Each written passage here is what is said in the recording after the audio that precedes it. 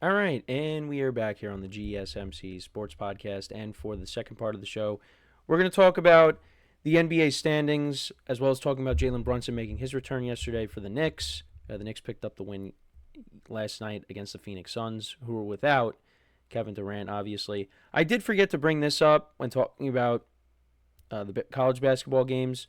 So, in the final 10 and a half minutes of the game last night, Houston scored 25 points. They went 7 of 19 from the field, 6 offensive rebounds, 1 turnover. And then comparing that to Duke, 9 points, 1 for 9 from the field, 1 offensive rebound, 5 turnovers. It's not good. That's not good. That's not good. It's just a very tough loss for the Blue Devils. And Houston had a 1% chance to win with 114 left, according to Sportsline's model. But they got the win. They got the win. So let's talk about the NBA, shall we? So Jalen Brunson missed some time due to the ankle sprain that he suffered, a couple weeks ago when the Knicks were playing the Lakers out in LA. Brunson rolled his ankle stepping on Austin Reeves. And you feared the worst at the time, but then you got a lot of positive updates, and Brunson was going to be back at some point. And he was definitely going to be back for the postseason, maybe not the regular season, but he did make his return yesterday. Didn't have a monster game, but he helped the Knicks secure their 50th win of the season, and they have now had back-to-back 50-win seasons, which has not happened in a very long time. I know Mike Breen said it on the broadcast. I forget when the last time that happened. Oh, wait. I think it's... So the Knicks improved to 50-28, giving them consecutive 50-win seasons for the first time since having 4 in a row from 91 to 92 through 94 to 95. So there you go. And Brunson last night, like I said, had 15 points. Not a great shooting night. Went 3 for 9 from the field, 1 for 4 from 3. Where he got his points was free throws. He went 8 for 10 from the free throw line. Josh Hart had 10 rebounds last night. He had 7 points. Mikal Bridges had 22 points. OG Anunoby had 32 points. Karl Anthony Towns, he had a double-double, 13 rebounds and 19 points. OG Anunoby has played really well as of late. And the important thing for the Knicks now is they're whole. And now they're going to be able to gel together for the postseason, and you hope that, being a Knicks fan, that it carries into the postseason, they could play well, and maybe, they could stack up better against, the top two teams, the Cavs and the Celtics. Now, I've said it religiously. I think the Knicks' ceiling this year is getting to the second round. Because the Cavs and the Celtics, there's a gap there. Now, like I said, the Knicks are whole. You finally got Mitchell Robinson back, and he's coming off the bench. Brunson's now back.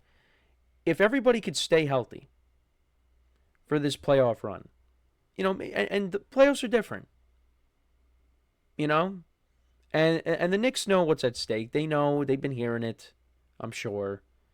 Oh, they can't beat the good teams. They can't beat the Cavs. They can't beat the Celtics. Now, they played the Cavs recently, and they were doing well against them in the first half, but then the Cavs obviously prevailed. So, and, the Knicks, they will be playing the Celtics on Tuesday. They finish up with the Celtics.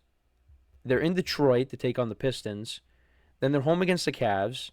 And then their final game is against the Nets on Sunday. So, let's see what they do. These are kind of maybe, dress rehearsals for the Celtics and the Cavs if they are able to move on in the first round. But, yeah, they're basically locked in to the third seed. The Pacers are behind them. They're 3 games back, but the Pacers are probably not going to catch up to them unless the Knicks collapse. Then you got the Bucks at the 5, Pistons at the 6, and then, for the play-in games, you got the Magic, the Hawks, the Bulls, and the Heat. So that's where everything's kind of set up right now. And then you have the Cavs and the Celtics. So the Cavs are going to finish with the 1 seed. They will not get the 70 wins. Actually, have they been? They're 6-4 in their last 10 games. I mean, they have just been so impressive this year. 33-6 at home, 29-10 on the road, 11-2 against the division, which we don't really talk about divisions in the NBA, but the conference record, 39-9. So they're beating up on everybody, essentially. And then you got the Celtics, the defending champs.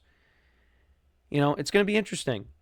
But I think ultimately we're probably going to end up seeing, the Cavs and the Celtics in the conference finals unless an injury happens.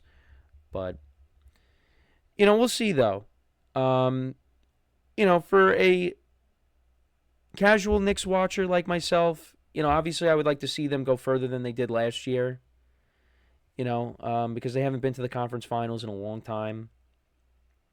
I know we talked about, when Carmelo was with them and, they got to the second round and they got knocked out. And then last year you thought they really had a chance, but, injuries and, the Pacers are a good team. And obviously I think about, Andrew Nembhard hitting that step-back three-pointer where the Knicks could have won that game and maybe the series would have been different. But, yeah, that's kind of, I don't really see anything major changing. Maybe between the Bucks and the Pistons, maybe if the Bucks slip up a little bit, we could see the Pacers, or the Pistons pass them, and they end up being the 5. But other than that, everybody's pretty much locked in where they are right now in the Eastern Conference. Over in the Western Conference, though, it's a completely different story, right? It is jam-packed, especially when you look at, you could throw, the 3rd seed to the 8th seed. Because everybody is separated by 2 games. The Lakers right now, they're a game and a half up on Denver. Denver's a half game up on the Clippers, the Warriors, the Timberwolves, and the Grizzlies. So you could definitely see a shift in who's going to be in the play-in. Because right now, the Kings and the Mavericks, they're locked in the 9 and 10 spots. The Mavericks look like they're going to get in and be a play-in team. They've lost their last 2 games against the Clippers. Both games were not close. They actually do play the Lakers on Wednesday, so that's a game to definitely pay attention to. We'll talk about that this week because Luka making his return to Dallas for the first time since the trade. AD is going to be going up against his former team. So, obviously would have liked to have seen Kyrie play in the game, but that's not going to happen. So that's something to pay attention to. But the Mavericks, they will make it in as a play-in team. They will. Because the Suns, they have been a massive disappointment. They have now lost, I think, 6 in a row. Yes, they've lost 6 in a row. 4-6 in their last 10 games. And their final games come up against the Warriors and their next 2 games are against the Warriors and the Thunder, so I think they're going to lose those 2 games. Then they play the Spurs and the Kings. It's not going to happen. They're going to miss out. And, again, what a disappointment this Suns team has been this year. And Kevin Durant's going to be gone. Who knows what happens with Devin Booker. Bradley Beal will probably still be around because of the contract. But, yeah, they have just been a massive disappointment. But it is really jam-packed in the Western Conference. And it's amazing what's happened with the Grizzlies because that team was up there. That team was the second and then the 3rd seed, and now they're all the way down to the 8. Now, again, they made the curious move of letting go of their head coach when, they're going to be a playoff team. There's not much time left in the regular season. That was, I did question that move. And now, who knows? They could be out. They might not even make it out of the play-in. No, I think they will. But, still, they could be an early round exit. So, the Western Conference playoffs, I think, are going to be really good. I feel like, you could just, some of these teams, I feel like a lot of them can make a run. Now, the Thunder obviously are the top team, but I could see them getting knocked off. We'll see. But, look at the Lakers the other night. Well, not even the other night, but last night. They beat them 126-99. Luka had 30 points last night. Austin Reeves continues to play well. He had 20. LeBron had 19. And Rui Hachimura had 11. Finney Smith had, I think, Yeah, he had 14 off the bench. They were able to get the win against the Thunder. They won 126-99. They dominated. This wasn't a close game. Now they play again tomorrow, so we'll see what happens then. But I think again, the one thing I worry about the Lakers is, not having a big man. But you got two top 5 players essentially, with Luka and LeBron James, and they could go on a deep run with those two guys. They can. They definitely can.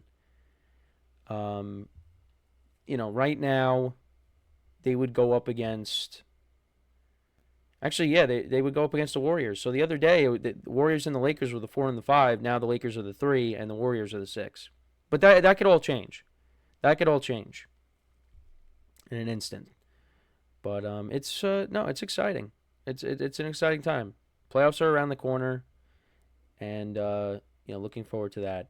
But let me know what you guys think about the current NBA standings. Also, Jalen Brunson's return. Again, very good to see him back on the court again. And playoffs are around the corner.